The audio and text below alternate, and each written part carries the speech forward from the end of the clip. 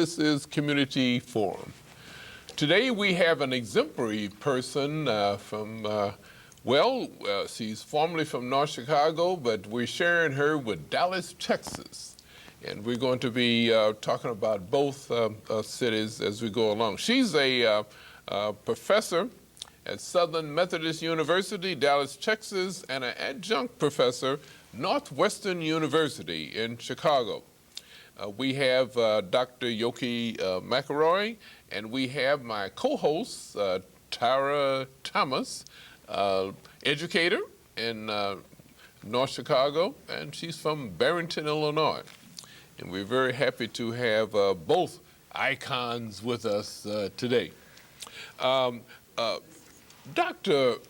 McElroy, tell our listening audience, first of all, a little bit about your personal and professional background. My early education was in Texas. Mm-hmm. I graduated from high school in Dallas and spent 4 years in New Orleans at Xavier University, and graduated from Xavier and became a part of the Great Migration. And at that time, my father, who was very intent on me continuing, he had a passion for especially black women he thought should get as much education as possible, and he drilled that over and over. Wait until you get all of your education before you get married, before you start having children.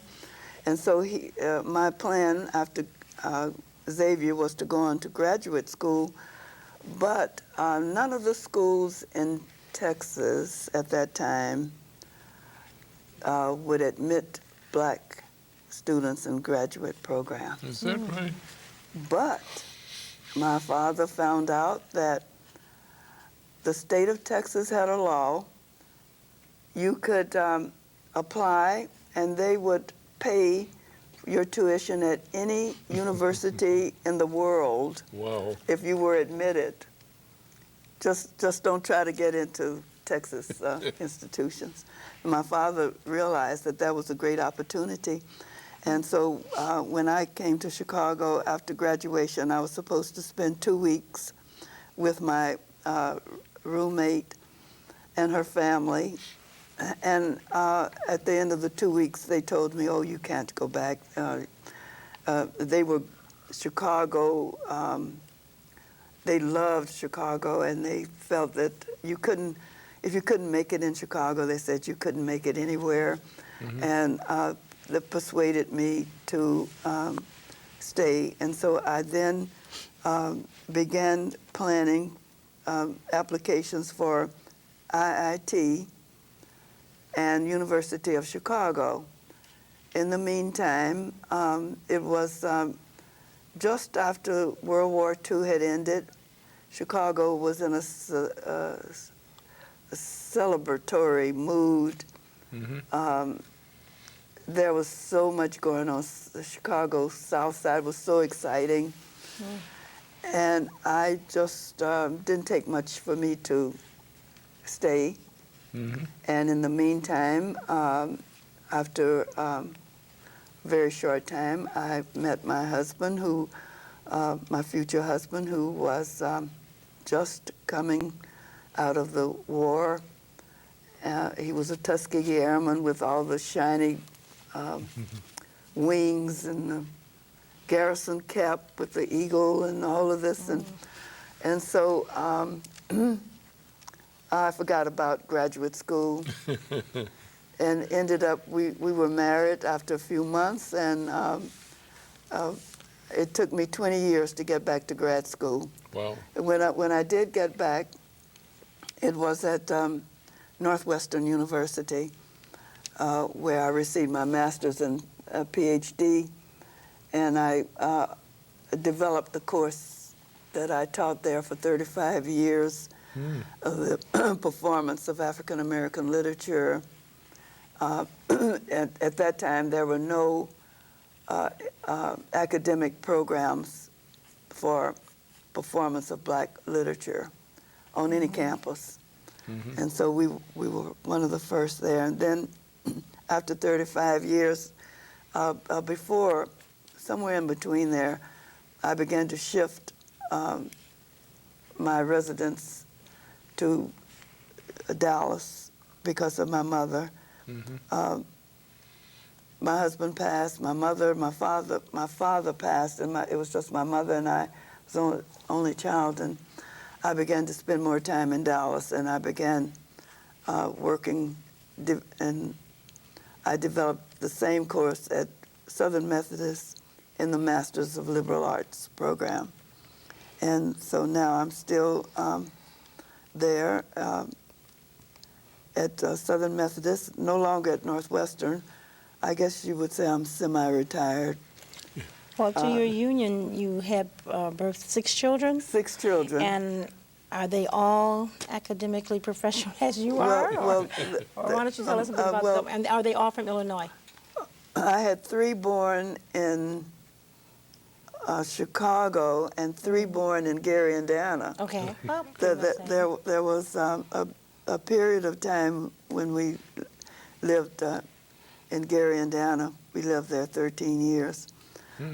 We lived quite near the Jackson family. That's another story. We had a business. My husband was an entrepreneur. We were in business, various businesses. And after we moved from Gary to North Chicago, I'll get back to what my children are doing. Okay. But we moved from Gary because this was during the 60s. Kennedy was president. And there was a law passed that in order to get government contracts, you had to hire a black, this was for engineers. And the Navy needed some engineers. The government said, you have to include blacks in that before we give you that contract. So my husband and a number of black engineers were working for Philco, the electronic company. And they hired those guys and some others. We had some from Detroit and different places. And that's how we ended up in 1962 in North Chicago. Sounds like affirmative action. I'm sorry, go right ahead. It sounds like affirmative action program, right? Yes. So your husband was an engineer? He was an engineer. Okay. Because as I was reading, I didn't have an opportunity to read the book like I would have enjoyed, but it stated that your dad, I would say that you guys truly represented, and this is not derogatory, I mean this in the most respectful sense, the true black bourgeoisie family, because it said that your dad was the country doctor. No, that was an uncle. That was an uncle? that was I thought it said dad. Okay. That was my dad's uncle. Oh, your dad's uncle. Okay. Uncle Ben. Okay. And he was the country. Okay. Yes. And because it seemed like there was several unique professions that they had back then. Yes. You know, that weren't normally afforded to us as black people. Yeah, that's so true. Yes. So yes, my 6 children. I've always been aware of the fact that it's good to do things you're happy with in your life. When we were in Gary, our business was television and repair and electronic, like refrigerators and that type of business. It was during the time when you had picture tubes and black and white television. And one of our customers was Michael Jackson family. And Mac, my husband, would go and he had to keep the television fixed because he said the children were always inside. And he would say, you know that guy? He has those children practicing. He's really tough on those kids.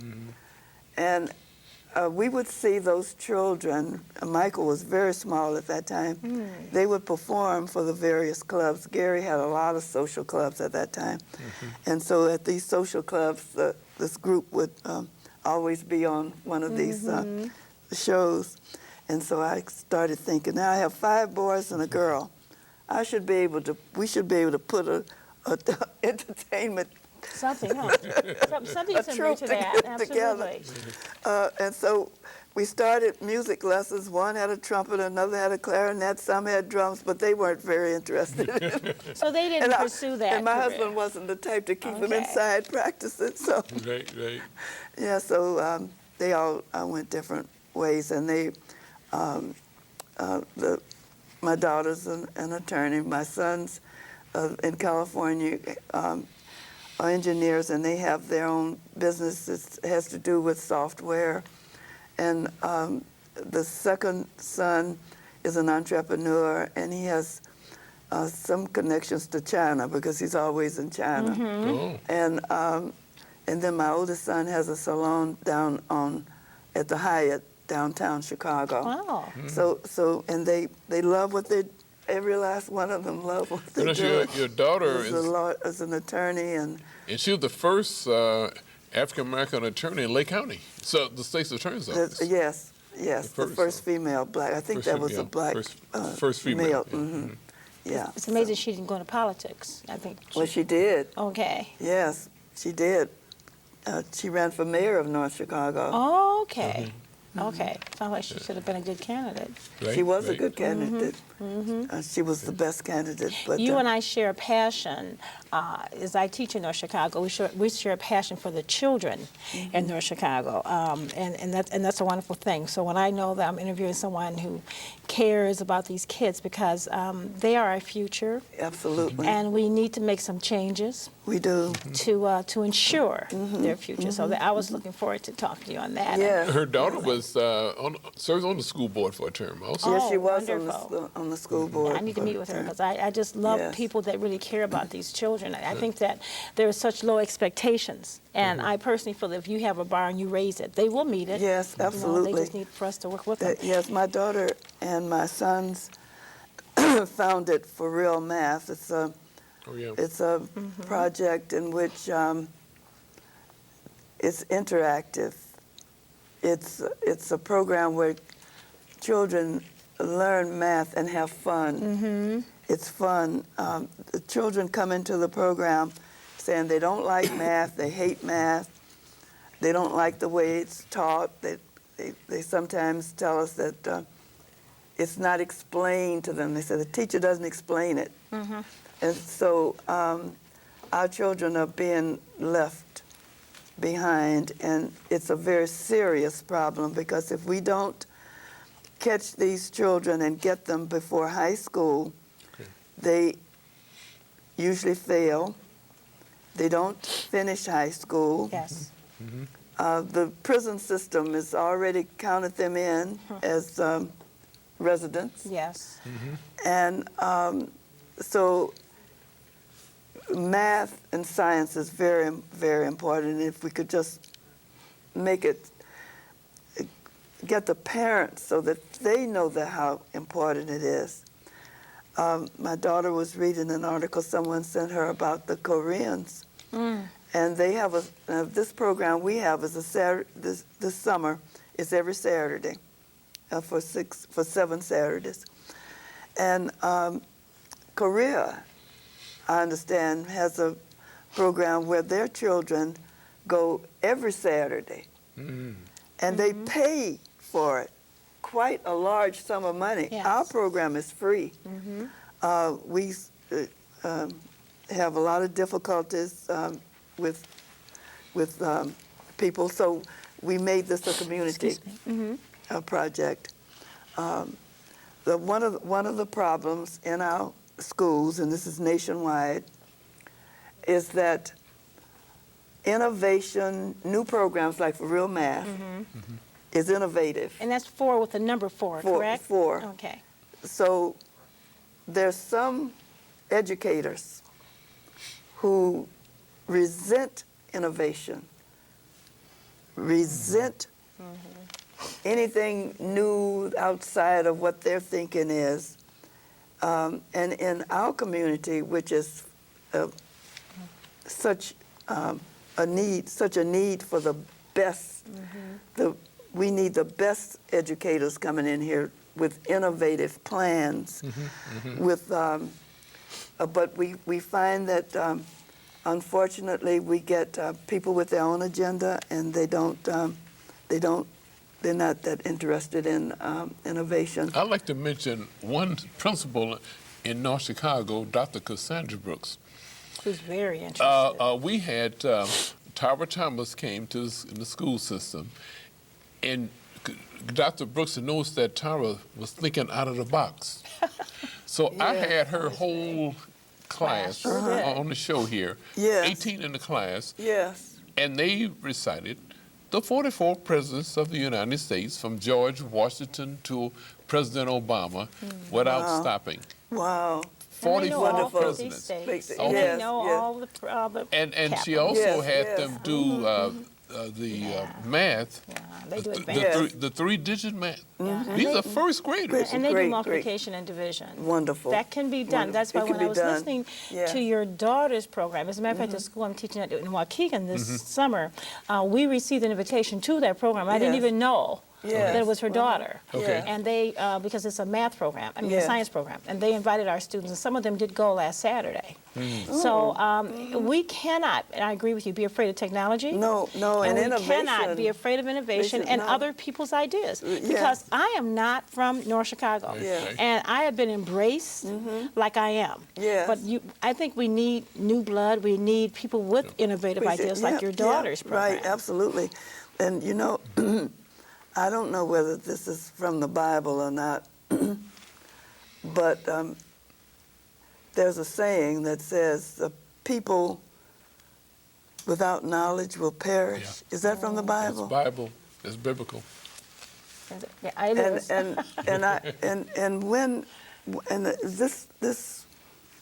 This quote keeps coming up to me because we need knowledge in North Chicago.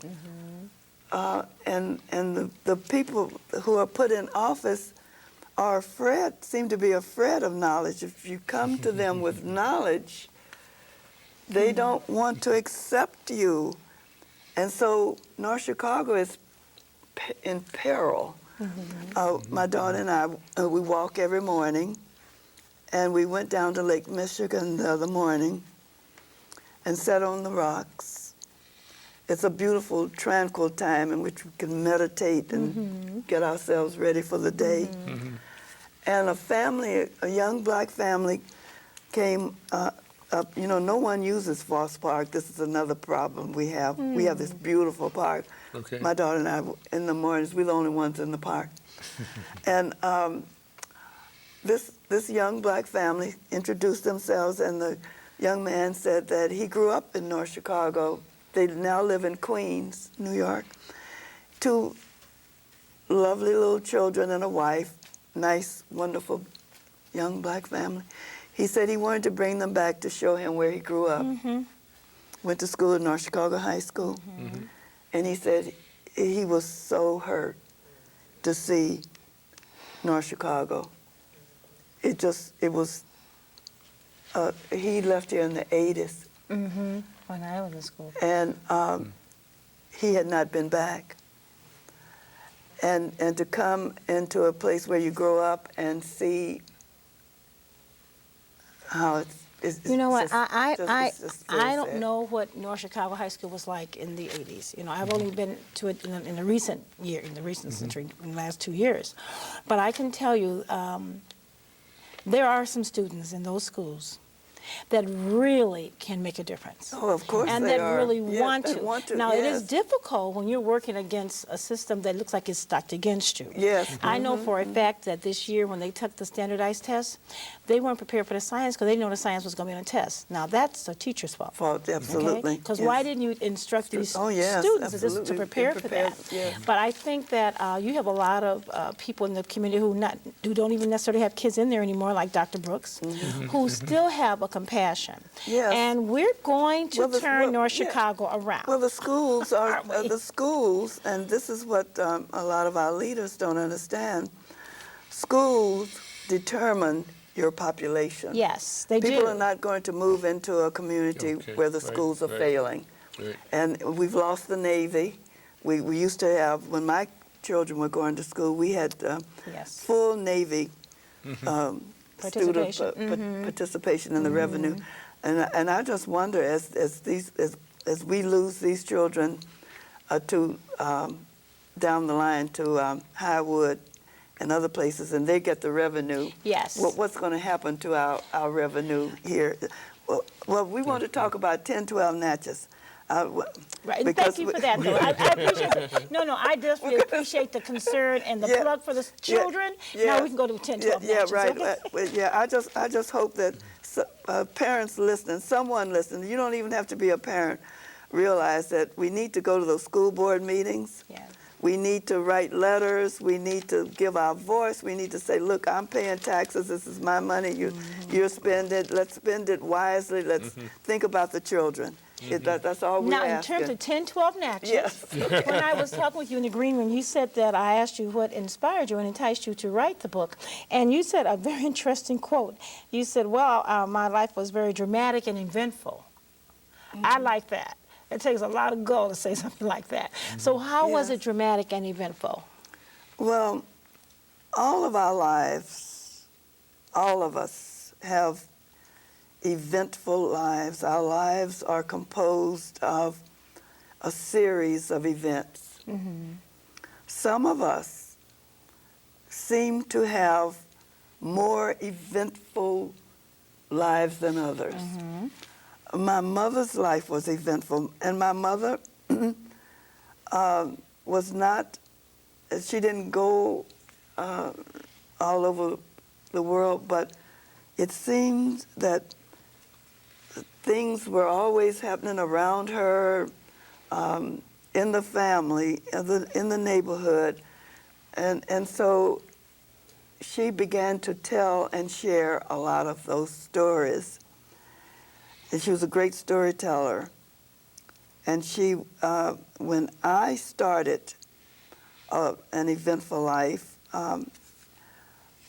first thing that happened was that after I decided to stay in Chicago and we were married and we were part of the Great Migration, Chicago was very crowded.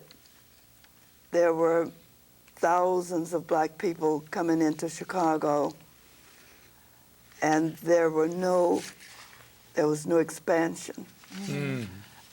The South Side was a ghetto 8 miles long and 2 miles wide, like an isosceles triangle, very close to Lake Michigan.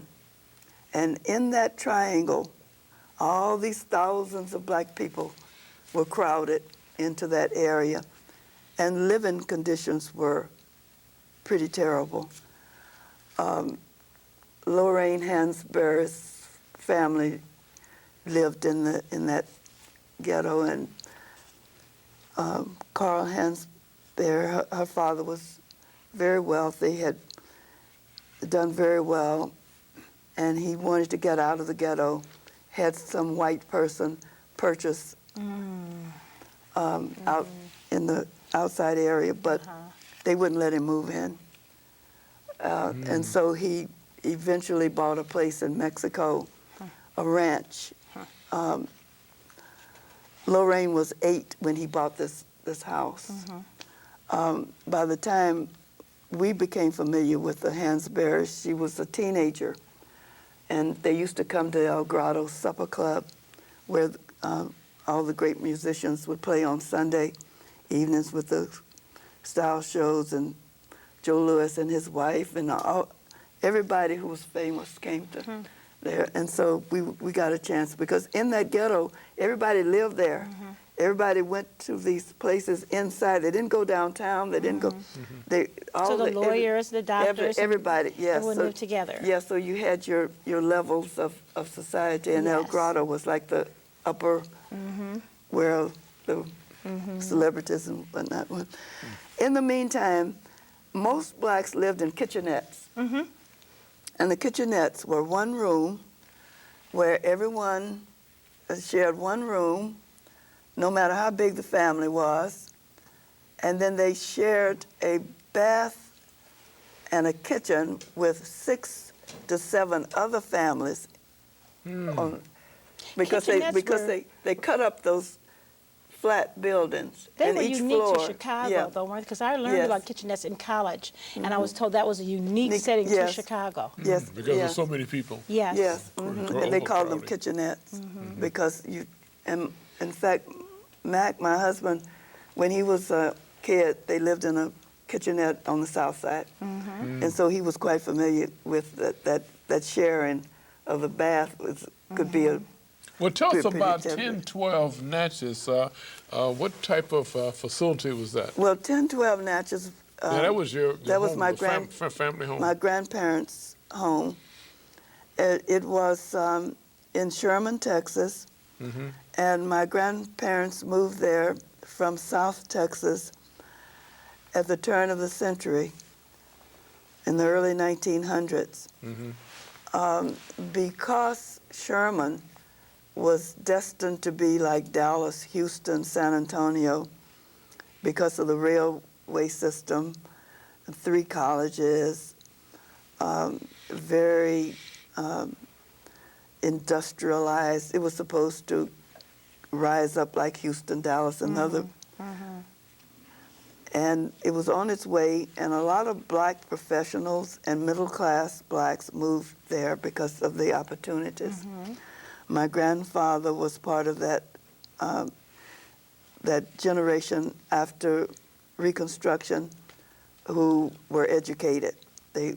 And so that group of blacks at that period were able to move into, form the middle class. My grandfather purchased this property, 1012 Natches. It was a Victorian house with one of those wraparound porches. The photo on the book is the door and has the stained glass panes around the door. And it was beautiful. There was about 3 acres of land in which there was a storm cellar because it was in the path of the storms coming through from Oklahoma. And so there was a storm cellar in the yard, a smokehouse. They killed those pigs, hogs in the fall and stored a lot of the meat in the smokehouse. He had a barn, a cow, always had a horse.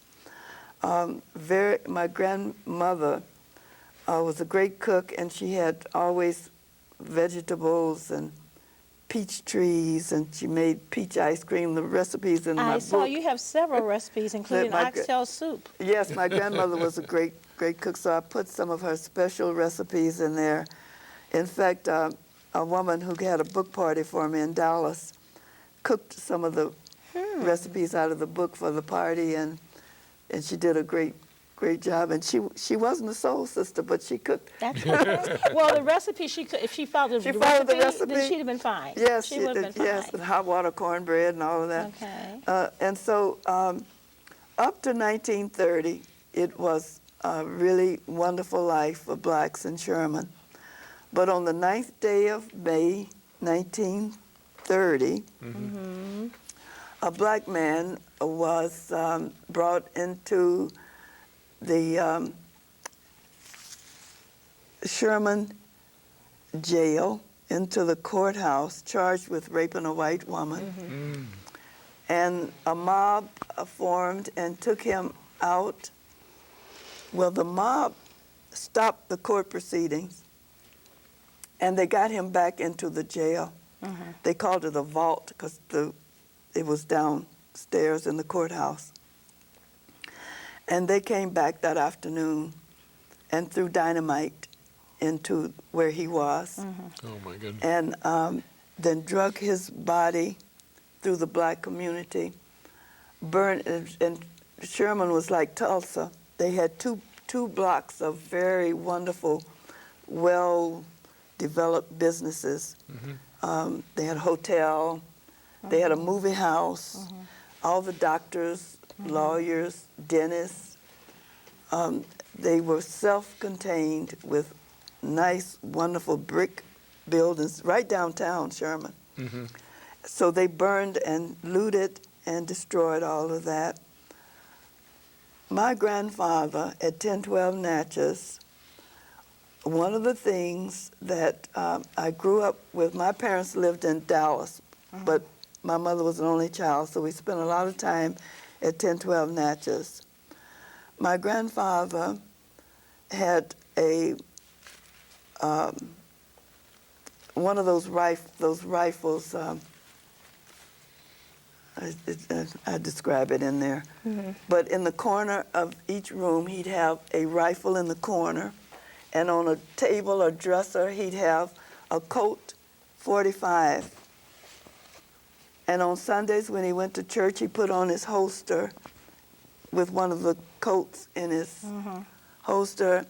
And his cousin came down from Oklahoma once and said, Uncle Jeff, why do you have to wear a holster to church? And my grandfather said, well, here in Sherman, this was after the incident. He said, you never know when you might need one. And so when the riot occurred, a lot of the people in the area came to 1012 Natches for protection because they knew my grandfather was prepared. When I was born in that house, grew up in it, and no one ever told me not to touch these weapons. It was like a force field or something, you know, like something between. You knew not to touch yes, that. no, I was never. That was never a problem because people would come and they would be shocked to see me, a little kid, running around in there with all of these weapons. You mentioned in your book, though, I think, and correct me if it was your father or your grandfather, who was a Pullman, which was My considered a father. very prestigious position in that day. Yes. Okay, and black men, were revered, revered in terms of having that position, but that he was called the N-word. Yes. And I was not happy to see it, but I was glad you addressed that, because as I look at young people today, embrace that term. Yes. I think that they don't know, Yeah. they don't know or don't understand the history of that term and the Absolutely. detriment that it has caused our people. And as you address this today, I think this is one of the things that I admire about Dr. Brooks when he brings authors in who remind us Yes. of our past. The Jewish people have a belief as a result of the Holocaust, Yes. never again. Right, And that is the yes, saying they absolutely. have, never again. And they don't do that because they do remind their children, every generation, of the Holocaust. Yes. For whatever reason, our people tend to want to forget slavery. They do, We want to yes. forget the civil rights. We want to forget what's happened. And as a result of that, North Chicago High School is a good example. Yeah. They don't know their history. Yes, So the good. pride of being African American or yes. black or whatever is gone. Yeah, you and know? the respect that we had Absolutely. for ourselves and for Yes. each other Yes, ma'am. is missing. So when you Yeah. talked about your father, I want to go back to your dad, when he was called the N-word from this particular Pullman, who I don't think was The much... conductor. The conductor, The thank you. conductors were white, and the Pullman porters and the dining car people were black. And what did your father do when he finally got enough of the N-word? Yes, and he quit. He quit. He quit, and it caused great hardship. But he had that respect and dignity, and he was not going to work under those terms. You know what? I have read or saw a reference on the N word, and it's an African word, and it has a reference to God. So when a person calls you an N word, they're calling you, referring to you as their God. And you were in Africa. You made many trips there, right? But to describe the African culture. Well, I don't think we have to. Because we look at it as being Tarzan, but it's a difference between Tarzan now. It's not like that, right? Well, You got entrepreneurs and so forth. yes, when the first trip we took to Africa, we sponsored a tour, and there were, I think, maybe 21 of us or more. And we arrived in Senegal, And Senegal is the first large country after you leave the Sahara Desert. It's just below the Sahara. And we found out in Senegal that the Chicago travel agent had cheated us, and we didn't have accommodations from Senegal down the coast. Really? Oh, my Our destination was Nigeria. Oh, really? And so my husband he didn't want us to spoil our trip and the rest of the tourists who were with us. So he would get up every morning and try to convert U.S. dollars to get us the rest of the trip. But what I remember was when we got on the plane, we finally got out of Senegal. We got on, I think it was Ghana or Nigerian Airlines, and of course the pilots were black. And our people, the night before when they found out the pilots were black, they were apprehensive. Our people. Our people, Oh. the ones that were on the, because they were not Accustomed. Okay. And so that was an example of what was going on in Africa, the black pilots, and you saw black people in charge and whatnot. So that was very welcoming for us. And we, my husband said, you know, it was during that civil rights time. It was 1970 on that first trip, and he said, you know, we should move, and we should think in terms of where we want to settle here in Africa. And we thought not Lagos, which was the capital, but another big city there. Unfortunately, things started changing for the worst in Africa during the 70s, because the black leaders who were strong leaders were murdered, killed. And all of that has a lot to do with our policies, the U.S. policies during that time, and their great fear of communism and all.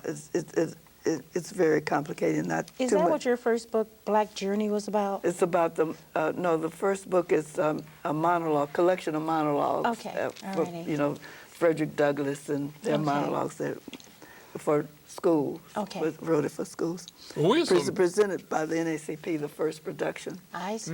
But after that, the 70s, and this is what we find here in North Chicago.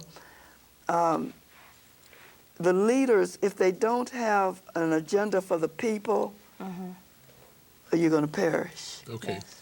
The African leaders had their own agendas, and they were these guys who wanted to stay in office forever, most of them. Democracy was not part of their agenda, and they took money, I see. millions of dollars. Africa's a very rich country, Yeah. full of minerals and diamonds and whatnot, and oil rich. And these leaders have robbed Africa for their own personal agendas, sent that money to Switzerland, and so fortunately we didn't make our home In Africa. at that in time. Africa. Well, Africa is the motherland for the whole world. Yes.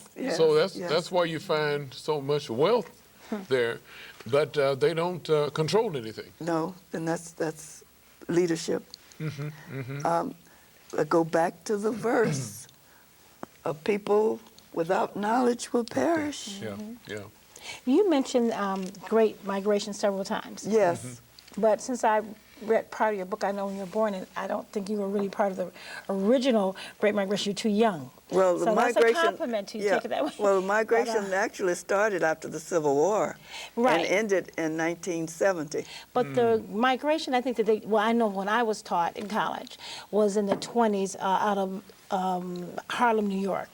And they refer to the Great Migration in the 20s. So Yes. when I'm looking at yours in terms of the 40s and the 50s, I'm thinking, oh, I didn't really identify or Yes. associate the migration that late. Yeah, I thought that it was that was during, the height of it you know, then. Langston Hughes and all of those guys, Yeah. and Marcus Garvey. So that's my thinking. Yes. So I'm thinking she's way too young Yeah, to well- have been part of that well, particular migration. Yeah, the Great Migration, the height of it was in the 40s, Okay. after the war, after World War II.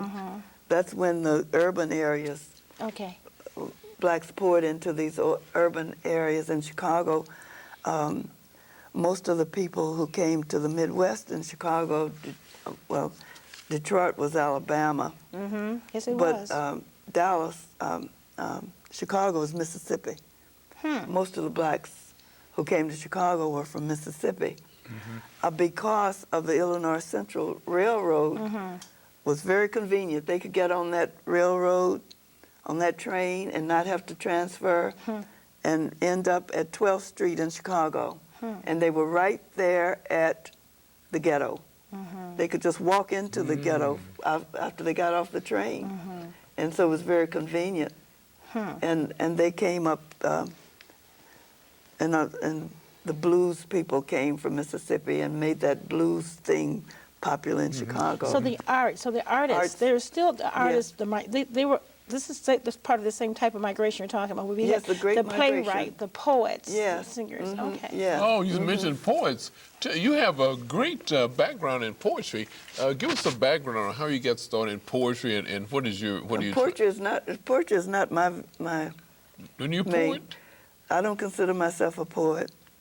No, I'm a playwright. I write plays and I write memoirs and fiction and Okay, that, play but- right. Well, were you writing? but- were you but- writing but plays people, in the 60s? people often say that when you read my books, my language is poetical.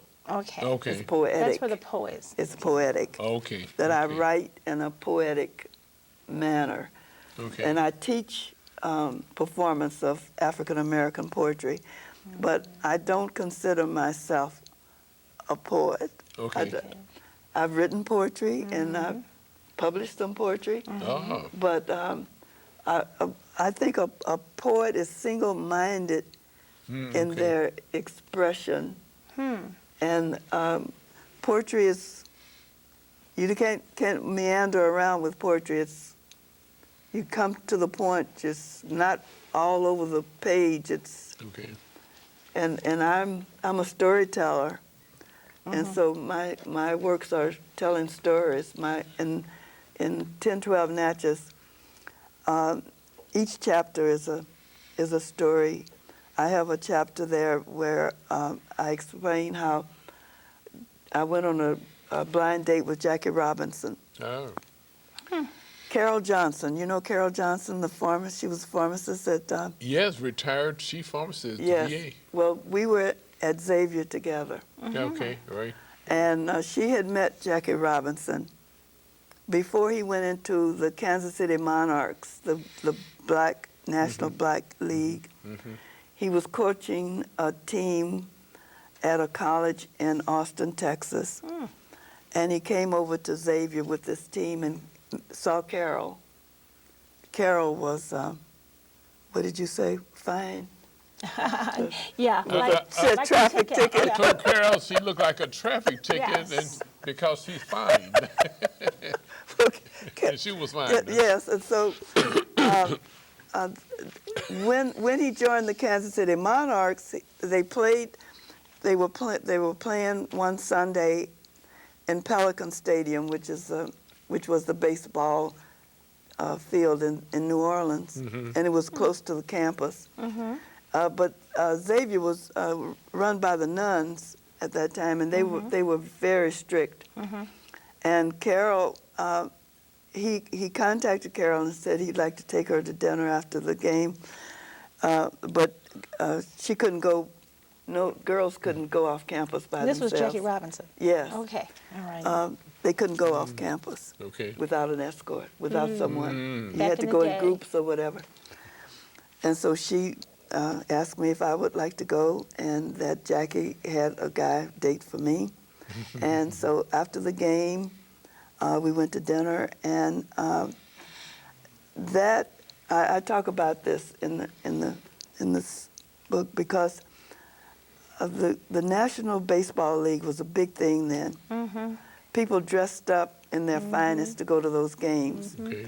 And I remember Carol and I, we spent, you would have thought we were going to a ball or something the way we got dressed. It was flowers in our hair, and we wore those cinch, what they call cinch waist, Yes. small waist, full skirt, showed our shapely legs, and we had our pumps and bags to match and gloves. Oh, That's- there it is. This is That's what you're gloves to go describing. to yeah. the football, baseball game? That's that's my school attire. I was at Xavier. That's my But I was mean, student. you look like a traffic ticket there. Well, and you know, students do not dress as They nice don't today. just Oh, no. That was Xavier. That's on campus. But that was how we dressed, and the men wore their fedoras at the baseball Okay, games and their okay. suit and ties and whatnot. Great deal of time spent on the way we presented ourselves to the outside world. And so what happened with Jackie? How come that didn't? Well, Materialize? Carol often says, whenever we talk about it, she says, "Oh, I was just young and foolish," and because she didn't think that it was that important that he was, A baseball player. you know. And she's seeing all these other. Okay. Yeah, she didn't. And she said, "It was young. You know, when you're young, you don't." That's true. You don't know. Yeah, and then when he made it big, of course, a lot of her friends didn't believe her, but I'm here to say that it was a wonderful event. Some things you never forget, That's true. because he was a very wonderful, kind, gentle, one of these Southern gentleman type men. With, Now, that's something I didn't know about Mr. Robinson, that he was a Southern gentleman. Yeah, he was from Georgia originally. He and the other guy on the date, both of them were from Georgia. A lot of those baseball players were from the South, and most of them were poor, uneducated guys who were trying to escape poverty by playing in the Negro League. Right, right. And during that event that day, they described to us how difficult that life was and how different it was for the white teams and the black teams. And it was about 2 months after that date that Jackie was signed up for the minor leagues and went to Canada for 2 years. And now these baseball players are making $20 million a year, Yes. Oh, yes. you know, with Oh, steroids oh, or whatever. oh, but, yes, you yes. know, the Absolutely. salaries are just unbelievable. She has Yes. so much in her book, but where can audience get copies of the book? You can buy the book Amazon, .com. Amazon.com. Okay.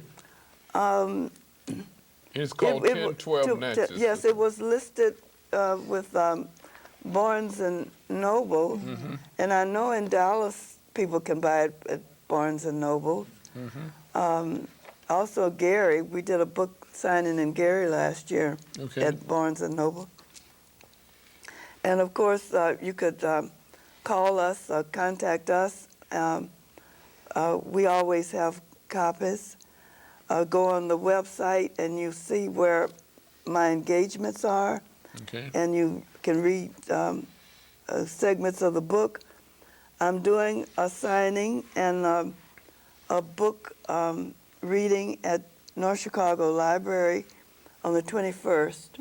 What day of the week is that? That would be a Thursday. On Thursday, next week, That's Yeah. next Thursday. 21st. A week from today. You know, I Yes. don't want to give the whole book away, but there is a portion here where you address a fire. Yes. if you wouldn't mind just giving us just a little bit of that. Well, I started off on that when I was talking about the events, how our lives are full of events. Yes. And how my book is a chronicle of some of those events. And one of the ones that had a very direct, it changed my life a lot, was the fire. We had a fire in Chicago because of the bad housing. We lived in a basement apartment that was makeshift. People were cutting up places and We lived in Morgan Park. Morgan Park was better than the South Side, but it still was all black community in the hundreds. Started in the hundreds, and in that neighborhood, it was typical like the South. You had the blacks who had made it big, middle class, the Pullman porters. Yes. Then you had the waiters, the domestics, and you had welfare, all in the same neighborhood. Big fine homes, little shacky homes, all together. And so this particular landlord had made this little basement apartment and a fire broke out. I had 3 little ones, 2, 4, and 2 months when the fire occurred. Wow. And that's when I had to return to 1012 Natches because we couldn't find a decent place to live. And this was 1950. In fact, 1951. In fact, in May of 51, you remember this family, the Clark family, tried to move to Cicero, and they bombed and burned, and they could not move into that. It became an international incident. That was 1951, and so we couldn't find a place. They couldn't find, and they were similar to us in that they were an educated family. He was a bus driver. He was. Both of them were educated. In fact, we taught together, she and I, at the All-Gal Garden after this catastrophe. But that's how life was. This is amazing. And they had migrated from Mississippi too. That you have provided an opportunity for Lake County to hear about the struggle then, and the struggle continues. It continues. It started even slave owners were the writers of the Constitution of the United States. Yes. So they, but I'm still trying to figure out. I've been in the civil rights movement for about 50 years, and I still can't figure out why African Americans are treated the way they are now. But it's passed down from generation to generation, right? Yeah. Well, but someone asked me, might have been just yesterday, what that I think was the answer to our problem as African Americans. We seem to have lost ground. We seem to have been going, but now we're not going in many ways. And I strongly think it's education. You can give us millions of dollars. Okay. You know, they talk about Obama not doing this, not Obama. Obama could give us, each of us, millions of dollars, but if we are not prepared to move into this century, which is technology, and you're going to have math and science, Okay. what good is the money? We have got to, as parents, as black people, we've got to make sure that we get the best education, and that's where we're failing. Well, what about we're being cheated. Carter G. Woodson mentioned about the miseducation of the Negro. Well, that's exactly, and we have to make our boards responsible, And make we our have to leaders take- responsible. We do have to do that, but I think that we also have to a certain accountability. Again, I mentioned that in your generation and my mom's generation, Yes. there was a self-love. Yes. There was a self-love respect and yes. respect for being African American. Yes. The kids today, literally, somewhere the kids you guys had, we didn't pick up the gavel and Yes. tell our children about what's going on. I know as a teacher, and for example, at Forrestal, and we have a wonderful African American principal, but I would bet the majority of our staff is not, and that's fine, okay? Yes. But the majority of those students are Latino. And their activism and with their parent involvement outshines ours. Yeah. And Dr. Brooks, she pulls teeth trying to get everyone involved. well, we've got so to- when we yeah. don't do that, we can't sit back anymore and blame Like it's- other folks. You can't blame anyone. No. Obama needs help. He needs all of us. He can't do it. our He's not a part. magician. He can't do it Yes. all. We have to be responsible Yes. and take parenthood more seriously. Yes. And like my father was saying, you know, Yes. get your education first. You got a whole lifetime for romance and. Oh, it's never going to go anywhere. It's going to be there. That's a good point. In gonna fact, be it there. gets better the older you get. Yeah, the more degrees you have. Yeah, you can Sorry, it's true. you can afford things. You can That's live true. better, and it's just education. But what would you say is the key? Because you are an educator. I mean, through plays. I mean, Tyler Perry is a phenomenal person. I mean, and he is not formally educated at all. And I just read where he is the third most powerful producer and director in Hollywood, and he's self-educated. I like to Yeah, say well, this, that I'm not a Tyler Perry fan. That's okay, but he both is, of you, Yeah, because I think he could do more with his money in the he is education. diversified. Though. Yeah, and He's beginning to diversify. because those images, you know, give us both more of you are images. powerful images Yeah. here, and I'm happy that Community Forum have both of you on one set. Wonderful. To tell Lake County. Yes, well, thank that, you. Well, how about this? Well, thank you so much for giving me this opportunity, and I'd like to see everyone listening come over to the library on the 21st. What time? Oh dear. We have the date. Now we need You the have time. the date? We've got the date. It's We'll in call- it's in the afternoon. We'll, I know we'll it's in the call the afternoon. library at 847-689-0125. And is that Okay. the North Chicago? North Library? Chicago Library. Yes. Ladies and gentlemen, Thank you. we've been talking with two icons, Why not? Dr. Jokey McElroy. She's a professor, and she's playwright, an entrepreneur, and educator, and the list goes on and on. And we're happy that we can share her now with Texas, Southern Methodist University professor and an adjunct professor at Northwestern, two of the top universities in the country, and a top co-host for me at Community Forum, Mrs. Tara Thomas, a teacher at one of the great schools in North Chicago. Very true. We hope that Great, you've been benefited from 1012 Natches, and you will stop by and get a book at the Borders. Yes. The book is $15, and you can buy one for yourself and then give one as a gift. This has been Community Forum.